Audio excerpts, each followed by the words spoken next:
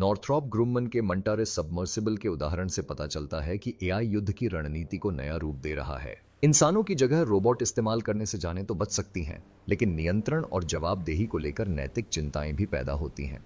हालांकि व्यापक तैनाती से रक्षा में क्रांति आ सकती है, लेकिन सवाल अभी भी बने हुए हैं।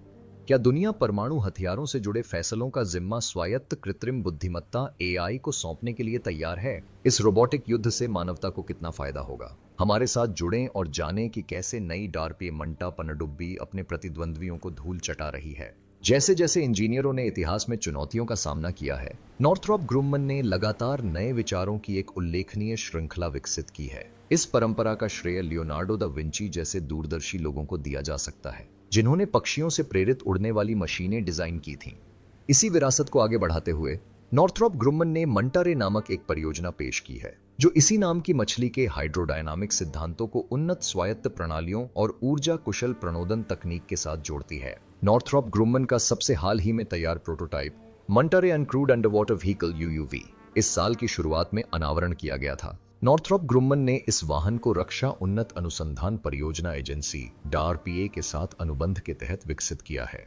इसलिए मंटारे डीआरपीए की उस परियोजना पर 4 साल के काम का नतीजा था, जिसके तहत एक स्वायत्त अतिरिक्त बड़े मानव रहित पानी के नीचे के वाहन एक्सएलयूवी को विकसित किया जाना था, जो बिना किसी मानव के आसपास लंबी दूरी और लंबी अवधि के मिशनों को अंजाम देने में सक्षम हो। डीआरपीए की आवश्यकता एक नए दृष्टिकोण की ओर इशारा करती है, जो एक स्वायत्त अतिरिक्त बड़े मानव रहित पानी के नीचे के वाहन को न्यूनतम ऊर्जा का उपयोग करते हुए कई महीनों तक लंबी दूरी तय करने में सक्षम बना सकता है। इस आवश्यक गति के लिए एक बड़ी नाव की आवश्यकता होती है, जिसे जहाज या पनडुब्बी के बजाय सीधे घाट से प्रक्षेपित किया जा सके।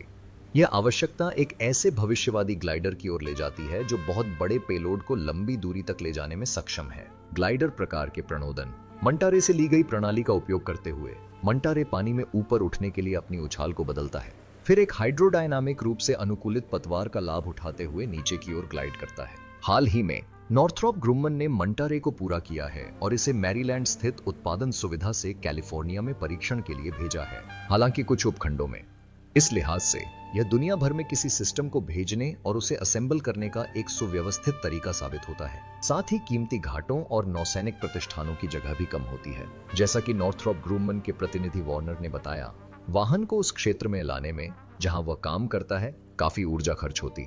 उनके शब्दों में, वाहन को पहले वहां पहुंचाने से जहां उसे स्थापित और उपयोग किया जाना है, ऊर्जा की बचत होती है, जो अन्यथा परिवहन में खर्च होती। इसी तरह मंटारे को बहुभूमिका संचालन के लिए डिजाइन किया गया है। इसमें विभिन्न आकारों और विन्यासों के कई पेलोड बे हैं, जो विमान को कई तरह के नौसैनिक अभियानों को अंजाम देने में सक्षम बनाते हैं, जो निगरानी और टोही से लेकर रसद और विशेष समुद्री अभियानों तक सभी प्रकार के अनुप्रयोगों के लिए उपयोगी हैं। हालांकि मंटारे कार्यक्रम लंबे समय तक समुद्र में मानव रसद सहायता या डेक पर रखरखाव की आवश्यकता के बिना संचालन संबंधी यूयूवी की क्षमताओं को उलट देता है। मंटारे पहल ने कार्यक्रम को आगे बढ़ाने के लिए डारपे के साथ अनुबंध विकल्पों पर कब्जा कर लिया। इस परियोजना का उद्देश्य समुद्री वातावरण में लंबी अवधि और लंबी दूरी तक संचालन करने में सक्षम मानव रहित पानी के नीचे के वाहनों के लिए उन्नत तकनीक विकसित करना था। इसके 3 प्रमुख ठेकेदार हैं: Northrop Grumman Systems Corporation, Martin Defense Group LLC, पूर्व में Novatek LLC and Metron Inc. चुनौती: ऊर्जा प्रबंधन, वाहन की विश्वसनीयता में वृद्धि, जैव प्रदूषण और संक्षारण शमन, सटीक नेविगेशन और पानी के नीचे की बाधाओं से टकराव से बचाव जैसे प्रमुख तकनीकी मुद्दों के समाधान पर ध्यान केंद्रित करने की थी। ये ध्यान केंद्रित करने वाले क्षेत्र पानी के नीचे के वातावरण में अमेरिकी नौसेना की परिचालन पहुंच और प्रभावशीलता को बढ़ाने के लिए महत्वपूर्ण हैं। इसी के परिणाम स्वरूप इस कार्यक्रम ने इस वर्ष की शुरुआत में एक महत्वपूर्ण उपलब्धि हासिल की। हालांकि प्रारंभिक डिजाइन समीक्षाएं 2021 की शुरुआत में ही पूरी हो गई थीं, लेकिन इन प्रत्याशित समीक्षाओं ने कार्यक्रम के उद्देश्यों के अनुरूप प्रारंभिक डिजाइनों की व्यवहार्यता और संभावित कार्यान्वयन को प्रमाणित किया। इसके बाद चयनित कलाकार आलोचनात्मक डिजाइन समीक्षा के माध्यम से अपने विचारों को परिपक्व करने की दिशा में आगे बढ़ते हैं। यह डिजाइन की परिपक्वता और अगले चरण यानी वाहन निर्माण और परीक्षण के लिए तैयारी की दिशा में एक अनिवार्य कदम है। पानी के भीतर संचालन में बदलाव लाने के निरंतर महत्वाकांक्षी प्रयास में डार्पा ने 2020 में मंटारे कार्यक्रम के लिए दूसरे चरण के अनुबंध प्रदान किए। इस कार्यक्रम का उद्देश्य समुद्री वातावरण में विस्तारित दूरी की यात्रा के साथ स्वायत्त लंबी अवधि के मिशनों को अंजाम देने के लिए डिजाइन किए गए उन्नत यूयूवी विकसित करना है। कार्यक्रम के 2 प्रमुख ठेकेदारों नॉर्थरॉप ग्रुमन सिस्टम्स कॉर्पोरेशन और मार्टिन डिफेंस ग्रुप में से प्रत्येक की इस दृष्टि को साकार करने के लिए एक अद्वितीय पूर्ण स्तरीय प्रदर्शन वाहन विकसित करने में अपनी भूमिका है। मार्टिन को एक नया सामरिक रूप से आक्रामक स्वायत्त वाहन बनाने का काम सौंपा गया था, जबकि नॉर्थरॉप एक मौजूदा कार्यक्रम में बदलाव कर रहा है। दोनों ही वाहन लक्ष्यों को प्राप्त करने या किसी विरोधी देश में टोही करने के लिए बनाए गए हैं। मार्टिन ने एक नई अवधारणा गढ़ी है। हालांकि ये अनुबंध उनकी संबंधित मूल कंपनियों नॉर्थरॉप ग्रुमन कॉर्पोरेशन और मार्टिन डिफेंस ग्रुप एलएलसी के बीच हस्ताक्षरित किए गए हैं। नॉर्थरॉप ग्रुमन कॉर्पोरेशन मंटारे कार्यक्रम का प्रबंधन करता है। इस समारोह के निर्धारित चरणों के अनुसार इस नियमित कार्यक्रम में छोटी कंपनियों के साथ अनुबंधों पर हस्ताक्षर की घोषणा करते हुए हमें गर्व हो रहा है। इस दीर्घकालिक लक्ष्य के कारण मंटारे निवेदन के चरणों का विकास हुआ है। यह मंटारे निवेदन और अंतिम अनुबंधों के प्रबंधन हेतु डीआरपीए के अंडरसी वॉरफेयर प्रोग्राम के कार्यालय के अंतर्गत आता है। प्रत्येक ठेकेदार प्रदर्शक को निम्नलिखित 4 आवश्यकताओं को पूरा करना होगा। एक यूयूवी अपने स्वायत्त मिशनों के लिए डिजाइन किया गया है, जो लंबी दूरी पर अनिश्चित अवधि के लिए डिजाइन किया गया है। कई प्रकार के प्लेटफॉर्म होस्ट बेस से संचालित हो सकता है और समुद्री वातावरण में कार्यात्मक है। मंटारे कार्यक्रम स्वायत्तता और सहन शक्ति पर जोर देता है, जिसका उद्देश्य ऐसे यूयूवी विकसित करना है जो बिना किसी मानवीय रसद या रखरखाव की आवश्यकता के लंबी अवधि तक काम कर सकें। पहले चरण में निम्नलिखित प्रमुख क्षेत्रों में नवीन तकनीकी समाधानों का प्रयास किया गया। ऊर्जा प्रबंधन, अत्यधिक पर्यावरणीय विश्वसनीयता, जैव प्रदूषण और संक्षारण नियंत्रण, नौवहन और बाधा निवारण। इनका उपयोग समुद्र के जटिल और गतिशील वातावरण में मिशनों को जारी रखने में सक्षम अंतर्जलीय वाहन बनाने में किया जाएगा। विभिन्न नवीन तकनीकों में निवेश करके डार्पा अपने राष्ट्रीय सुरक्षा भागीदारों को अग्रणी अंतर्जलीय तकनीकों का हस्तांतरण कर सकता है। मंटारे कार्यक्रम इस प्रयास में एक महत्वपूर्ण भूमिका निभाएगा, क्योंकि यह पानी के नीचे चलने वाले वाहनों की एक नई श्रेणी शुरू करेगा और बालिंग और अन्य महत्वपूर्ण पानी के नीचे की पहलों का समर्थन करने वाली आवश्यक घटक तकनीकें प्रदान करेगा। पहले चरण में महत्वपूर्ण डिजाइन समीक्षाओं को रोक दिया गया था, जिससे यह प्रदर्शित हुआ कि डिजाइन परिपक्व हो गए हैं और अगले चरण की तैयारी पूरी हो गई है। दूसरे चरण के दौरान ठेकेदार पूरी तरह से एकीकृत पानी के नीचे चलने वाले वाहनों के उप प्रणाली परीक्षण, निर्माण और प्रदर्शन में लगे रहे। अब तक के इस प्रदर्शन ने यूयूवी को ऐसी टिकाऊ और परिचालन क्षमता प्रदान करने की दिशा में एक महत्वपूर्ण कदम साबित किया है, जो पहले कभी नहीं देखी गई थी और जिनकी नौसेना और समुद्री मिशन अनुप्रयोगों के लिए परिवर्तनकारी क्षमता है। हालांकि रणनीतिक आश्चर्य पैदा करने वाली अभूतपूर्व तकनीकें प्रदान करने की अपनी अनूठी विशेषताओं के साथ यूयूवी को बहुमुखी प्रतिभा, स्वायत्तता और रसद दक्षता पर ध्यान केंद्रित करते हुए समुद्री संचालन की सीमाओं को आगे बढ़ाने के लिए डिजाइन किया गया है। इसे पेलोड क्षमता के लिए डिजाइन किया गया है। इसमें निगरानी, टोही, रसद और अन्य महत्वपूर्ण नौसैनिक अभियानों जैसे विभिन्न मिशनों के लिए उड़ान भरने हेतु लचीले पेलोड बे की एक श्रृंखला है। इस प्रकार यह विभिन्न सैन्य अनुप्रयोगों के लिए अत्यंत लचीला हो सकता है। मंटारे को जमीन पर मानव रसद से स्वतंत्र मिशनों को संचालित करने के लिए डिजाइन किया गया है, जिससे बेसिंग से रसद सहायता की पारंपरिक मांग कम हो जाती है। यह इसे दूरस्थ या विवादित क्षेत्रों में दीर्घकालिक मिशनों के लिए अधिक उपयोगी बनाता है, जहां मानव उपस्थिति की अनुमति नहीं हो सकती है या जो अत्यधिक खतरनाक हो सकते हैं। मंटारे की एक और अनूठी क्षमता यह है कि यह समुद्र तल पर खुद को स्थिर कर लेती है और फिर कम शक्ति वाली शीत निद्रा में चली जाती है। यह क्रिया इसकी सहन शक्ति को अत्यधिक बढ़ा देती है और इसे आवश्यकता पड़ने तक ऊर्जा बचाने में सक्षम बनाती है। इस प्रकार सबसे कठिन समुद्री वातावरण में दीर्घकालिक रखरखाव में सहायक होती है। इसका डिजाइन मॉड्यूलर है और इसे 5 मानक शिपिंग कंटेनरों में अलग करके भेजा जा सकता है। यह परिवहन के लिए एक आसान समाधान प्रदान करता है और त्वरित संयोजन और क्षेत्र में प्रक्षेपण की सुविधा प्रदान करता है, जिससे इसे बिना किसी अतिरिक्त नौसैनिक बुनियादी ढांचे के दुनिया भर के अभियानों में इस्तेमाल किया जा सकता है। ऐसी उन्नत डिजाइन विशेषताओं के साथ मंटारे वास्तव में पानी के नीचे के वाहनों की क्षमताओं को बदलने की कगार पर है। इसकी रणनीतिक लचीलापन, परिचालन स्वतंत्रता और प्रभावी रसद इसे नए नौसैनिक अभियानों को आकार देने के लिए एक संभावित प्रमुख संपत्ति बनाते हैं, खासकर इसलिए क्योंकि यह दृष्टिकोण डार्पीए के नवाचार और प्रौद्योगिकी प्रगति लक्ष्यों से काफी मेल खाता है।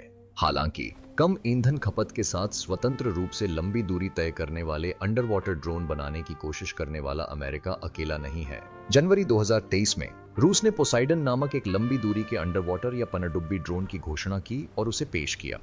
यह देखने में एक टारपीडो जैसा लगता है, लेकिन यह परमाणु ऊर्जा से संचालित होता है और परमाणु हथियार ले जाने में सक्षम है। उम्मीद है कि डीआरपीए और अमेरिकी सेना मंटारे से जो चाहती है वह किसी भी अन्य इमारत से कहीं आगे होगी जो विखंडन परमाणु ऊर्जा स्रोत का उपयोग नहीं करती। पानी के नीचे के वाहनों के डिजाइन में दो प्रकार के वाहनों के बीच एक उल्लेखनीय अंतर होता है, एक जो धीरज के लिए अनुकूलित होते हैं और दूसरे जो पेलोड ले जाने के लिए डिजाइन किए जाते हैं। जैसा कि वार्नर ने 2022 के पॉडकास्ट में चर्चा की थी, लंबी अवधि के मिशनों में उत्कृष्ट प्रदर्शन करने वाले वाहन आमतौर पर पेलोड क्षमता का त्याग करते हैं और उनके भार और ऊर्जा की मांग सीमित होती है। इसके विपरीत, यदि बड़े सेंसर या पेलोड को ले जाने या उच्च ऊर्जा आवश्यकताओं वाले उपकरणों को समायोजित करने के लिए वाहन की आवश्यकता होती है। हालांकि महासागर संभावित ऊर्जा स्रोतों से भरे हुए हैं, जैसे धाराएं, लहरें और यहां तक कि पानी के तापमान या नमक के स्तर में सूक्ष्म अंतर भी। लेकिन डार्पे के लक्ष्यों के लिए समुद्री ऊर्जा का कोई एक आदर्श स्रोत नहीं है। इसके अलावा सैंडिया नेशनल लेबोरेटरीज की इंजीनियर और कार्यक्रम की सलाहकार केली रूहले ने एक पॉडकास्ट में बताया कि तरंग ऊर्जा एक मूल्यवान संसाधन है, खासकर सतह के निकट परिवहन के लिए। अधिकांश तरंग ऊर्जा महासागर की इन ऊपरी परतों में केंद्रित होती है। हालांकि रूहले ने कहा कि अधिक गहराई पर तरंग ऊर्जा संसाधनों के लिहाज से कम टिकाऊ हो जाती है। रूहले ने यह भी बताया कि वर्तमान ऊर्जा विशेष रूप से ज्वारीय प्रणालियों के माध्यम से बहुत स्थानीय है। ज्वारीय ऊर्जा का संचयन विशिष्ट भौगोलिक स्थलों पर किया जाता है, जिन्हें ज्वारीय सड़कें कहा जाता है। इसलिए संसाधन संचयन के लिए विशिष्ट स्थानों की आवश्यकता होती है। हालांकि मंटारे की तुलना में सेना के सबसे आम रोबोट छोटे छपटे रोबोट होते हैं, जिन्हें लघु टैंक के ढांचों पर लगाया जाता है। सबसे आम मानव रहित जमीनी वाहन उबड़ खाबड़ इलाकों से निपट सकते हैं और आमतौर पर उनमें कई तरह के सेंसर लगे होते हैं, जिनमें ऑडियो और वीडियो निगरानी और रासायनिक पहचान शामिल हैं। ये रोबोट बहुमुखी हैं और इनमें अलग अलग सेंसर या हथियार पैकेज उपलब्ध हैं, जिन्हें मुख्य चेसिस पर लगाया जा सकता है। लगभग सभी रोबोट मानव पोर्टेबल हैं। टैलोन एक मानव पोर्टेबल रोबोट है जो छोटे धागों पर चलता है। अपने मूल स्वरूप में इसका वजन 100 पाउंड 44 किलोग्राम से भी कम है। टैलोन जॉयस्टिक नियंत्रण से संचालित होता है। इसमें 7 गति सेटिंग्स हैं और इसकी अधिकतम गति 6 फीट गुणा 8.8 मीटर प्रति सेकंड है। यह अपने ट्रेड्स का उपयोग सीढ़ियां चढ़ने, मलबे से गुजरने और यहां तक कि बर्फ पर चढ़ने के लिए भी कर सकता है। टैलोन में बहुमुखी प्रतिभा को भी डिजाइन किया गया है, जिसमें कई संभावित विन्यास हैं जो रोबोट को परिस्थिति के अनुसार अनुकूलित करते हैं। मूल टैलोन में ऑडियो और वीडियो सुनने के उपकरण और एक यांत्रिक भुजा शामिल है। 60 पाउंड या 27 किलोग्राम के हल्के संस्करण में भुजा नहीं है। टैलोन का इस्तेमाल WTC ग्राउंड जीरो पर खोज और बचाव के लिए किया गया था और बोस्निया, अफगानिस्तान और इराक में जिंदा ग्रेनेड, इम्प्रोवाइज्ड एक्सप्लोजिव डिवाइस और अन्य खतरनाक विस्फोटकों के निपटान के लिए भी इनका इस्तेमाल किया गया है। हाल ही में टैलोन को और भी बड़ी भूमिका निभाने के लिए तैयार किया गया है। सभी टैलोन अब रासायनिक, गैस, तापमान और विकिरण सेंसर से लैस हैं। सेना बंदूकें ले जाने वाले टैलोन पर भी परीक्षण कर रही है। निर्माता फोस्टर मिलर के अनुसार टैलोन रोबोट को M240 या M249 मशीन गन या बैरेट पर 50 कैलिबर राइफलों के साथ कॉन्फ़िगर किया जा सकता है। पैकबॉट एक और छोटा रोबोट है जो ट्रेड्स पर चलता है। यह टैलोन से भी छोटा और हल्का है, जिसका वजन लगभग 24 पाउंड है, जो कि मूल स्काउट कॉन्फ़िगरेशन में 18 किलोग्राम होता है। पैकबॉट मानव पोर्टेबल है और इसे अमेरिकी सेना के नए मानक pack, modular lightweight load carrying equipment, MOLLE में फिट करने के लिए डिजाइन किया गया है। कठोर परिस्थितियों को झेलने के लिए डिजाइन किए गए पेंटियम प्रोसेसर द्वारा नियंत्रित पैकबॉट के चेसिस में एक GPS, एक इलेक्ट्रॉनिक कंपास और तापमान सेंसर लगे हैं। पैकबॉट निर्माता आयरोबोट का कहना है कि पैकबॉट 8 मील प्रति घंटे 13 किलोहर्ट्ज से ज्यादा की रफ्तार से चल सकता है। इसे कुछ ही मिनटों में तैनात किया जा सकता है और कंक्रीट पर 6 फुट 1.8 मीटर की ऊंचाई से गिरने पर भी यह टिक सकता है, जो 400 किलोग्राम बल के बराबर है। इसके अलावा अमेरिकी सैनिक नियमित रूप से इसकी मजबूती का फायदा उठाते हैं। पैकबॉट को दुश्मन की इमारतों की खिड़कियों से उछालते हैं और फिर दुश्मनों के छिपे होने का पता लगाने के लिए इसका इस्तेमाल करते हैं। अगर पैकबॉट उल्टा भी गिर जाए तो भी यह शक्तिशाली ट्रेडेड फ्लिपर्स की मदद से खुद को सीधा कर सकता है, जो इसे बाधाओं पर चढ़ने में भी मदद करते हैं। दूसरा है मटिल्डा, जिसका मतलब है Mesa Associates tactical integrated light force deployment assembly. इसे मेसा रोबोटिक्स ने बनाया है और यह दूसरे छोटे रोबोट डिजाइनों जैसा ही है, लेकिन इसके त्रिकोणीय आकार के कारण इसका आकार ज्यादा ऊंचा है। इसका वजन 61 पाउंड है और बैटरी सहित इसका वजन 28 किलोग्राम है। इसे 1 या 2 लोग ले जा सकते हैं और यह कार की डिक्की में भी आ जाता है। मटिल्डा के कई संभावित विन्यास हैं। उदाहरण के लिए इसमें एक यांत्रिक भुजा या विभिन्न कैमरे और सेंसर लगे हो सकते हैं और यह एक छोटे ट्रेलर को भी खींच सकता है। इस रोबोट की अधिकतम गति 3 फीट 8 मीटर प्रति सेकंड है और एक बार चार्ज करने पर यह 4 से 6 घंटे तक चल सकता है।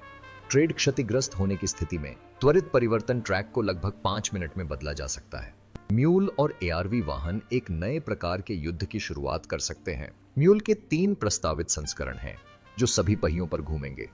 2 प्रकार के वाहन, एक ऐसा वाहन जो 1 टन से ज्यादा उपकरण ले जा सकता है और जिसे टैंक रोधी बारूदी सुरंगों का पता लगाने और उन्हें बंद करने के लिए डिजाइन किया गया है, मौजूदा सैन्य रोबोटों जैसे ही है। तीसरा प्रकार एक सशस्त्र रोबोटिक वाहन असॉल्ट लाइट आर्वल डिवाइस है। इसमें टोही, निगरानी, लक्ष्य प्राप्ति और आरएसटीए के साथ साथ पैकेज और एकीकृत हथियार भी होंगे।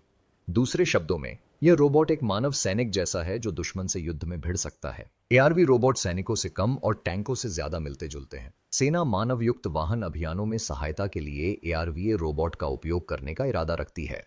एक टैंक स्क्वाड्रन कमांडर बिना ज्यादा सैनिकों की जरूरत के अपनी टीम के प्रभाव क्षेत्र का विस्तार करने के लिए एआरवीए रोबोट का इस्तेमाल कर सकता है। ये रोबोट सबसे खतरनाक जगहों पर भी तैनात हो सकते हैं और जब भी मानव युक्त वाहन किसी युद्ध की स्थिति में पहुंचे तो सहायता प्रदान कर सकते हैं। हालांकि सेना और इंजीनियरों के लिए एक बड़ी चिंता रोबोट में खराबी आने की संभावना है।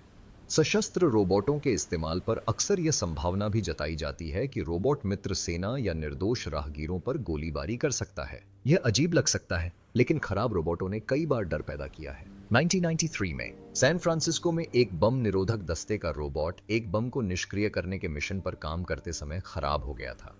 विस्फोटक उपकरण को पकड़ने से ठीक पहले रोबोट अनियंत्रित रूप से घूमने लगा। सौभाग्य से रोबोट के कारण उपकरण में विस्फोट नहीं हुआ। सैन्य अधिकारियों का कहना है कि मानव रहित वाहनों और रोबोटों के इस्तेमाल का उद्देश्य बिना किसी मानवीय क्षति के या कम से कम हमारी तरफ से युद्ध में शामिल होना है।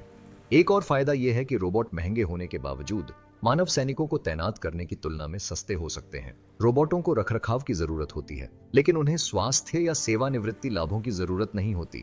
वे मानव सैनिकों की तुलना में ज्यादा समय तक सेवा दे सकते हैं।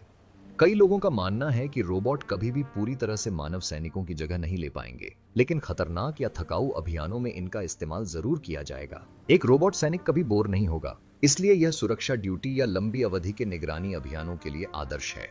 दक्षिण कोरिया उत्तर कोरिया से लगी अपनी सीमा पर गश्त के लिए रोबोट का इस्तेमाल करने की योजना बना रहा है।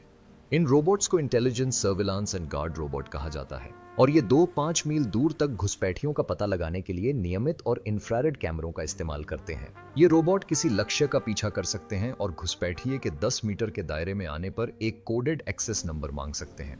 अगर लक्ष्य सही कोड नहीं दे पाता है तो ये रोबोट अलार्म बजा सकते हैं या घुसपैठिए पर हथियार चला सकते हैं। वर्तमान में बाजार में ऐसे रोबोट उपलब्ध हैं जो shotgun, paper spray, grenade launcher या यहां तक कि हेलफायर मिसाइल जैसे हथियार ले जा सकते हैं और चला सकते हैं। Muller-was L robot line of site gun and anti tank हथियार चला सकता है। रिमोट नियंत्रित टेलोन रोबोट M240 मशीन गन से लेकर 150 कैलिबर राइफल, ग्रेनेड और रॉकेट लॉन्चर तक सब कुछ ले जा सकते हैं। दक्षिण कोरियाई गश्ती रोबोट घुसपैठियों पर या तो गैर घातक रबर की गोलियां दाग सकता है या K3 मशीन गन, M249 जैसी एक हल्की मशीन गन ले जा सकता है। अमेरिकी मरीन कॉर्प्स ग्लेडिएटर सामरिक मानव रहित जमीनी वाहन 2GV घातक और गैर घातक हथियारों का एक शस्त्रागार भी ले जा सकता है, जिसमें कंधे से छोड़े जाने वाले बहुउद्देशीय हमला हथियार, स्मैल बंकरों को नष्ट करने, बख्तरबंद वाहनों को निष्क्रिय करने और किलेबंदी को तोड़ने के लिए डिजाइन किए गए हैं। M240 या M249 machine gun, light vehicle obscurant smoke system LVOS एक ऐसा उपकरण है जो धुएं के ग्रेनेड छोड़ता है। इसी तरह anti personal obstacle breaching system APOBS एक रॉकेट जो विखंडन ग्रेनेड से जुड़ी एक लाइन खींचता है, बारूदी सुरंगों जैसी बाधाओं को नष्ट करने के लिए डिजाइन किया गया है। एक बड़ा भारी रोबोट ऐसे हथियारों को संभाल सकता है जो इंसानों के लिए बहुत भारी, खतरनाक या शक्तिशाली हो। आरवा एक मध्यम कैलिबर तोप, एक मिसाइल और एक भारी मशीन गन प्रणाली ले जा सकता है। सेना मुख्य रूप से मानव युक्त वाहनों के समर्थन के लिए ARVA जैसे रोबोटों का उपयोग करने का इरादा रखती है, इसलिए हथियारों की क्षमता टैंक के बराबर होनी चाहिए। अन्य उपकरणों में सेंसर और कैमरे शामिल होंगे जो रोबोटों को विभिन्न खतरनाक वातावरणों को समझने और उनमें नेविगेट करने में सक्षम बनाएंगे। ग्लेडिएटर जैसे रोबोटों में थर्मल इमेजिंग कैमरे होंगे जो गर्मी का पता लगाने वाले उपकरण होंगे और ऐसी तस्वीरें उत्पन्न करेंगे जिन्हें मनुष्य देख सकेंगे। ज्यादातर रोबोट में सामान्य वीडियो कैमरे भी होंगे। डार्पा परियोजना का एक प्रमुख लक्ष्य एक ऐसा सार्वभौमिक प्लेटफॉर्म तैयार करना है जिसे सेना और अन्य बल अब से सैन्य प्रणालियों में शामिल कर सकें। पिछले कुछ वर्षों में सेना के सामने एक चुनौती यह रही है कि वह उपकरणों, वाहनों और सॉफ्टवेयर के ऐसे मिश्रण पर निर्भर है जो एकीकृत नहीं है, जिससे युद्ध समन्वय और सामरिक चर्चाएं मुश्किल हो जाती हैं। आदर्श रूप से सभी सैन्य रोबोट एक ही प्लेटफॉर्म साझा करेंगे, जिससे अधिकारी किसी जटिल मिशन में कई रोबोटों पर निर्भर रह सकेंगे। उदाहरण के लिए, मंटारे किसी क्षेत्र पर निगरानी रख सकता है और मानव रहित जमीनी वाहनों के प्रवेश करते ही उन्हें सूचना प्रसारित कर सकता है। देखने के लिए धन्यवाद। जब तक आप यहाँ हैं, हमारी एक और दिलचस्प वीडियो देखने के लिए अपनी स्क्रीन पर दिए गए लिंक पर क्लिक करें। वहां मिलते हैं।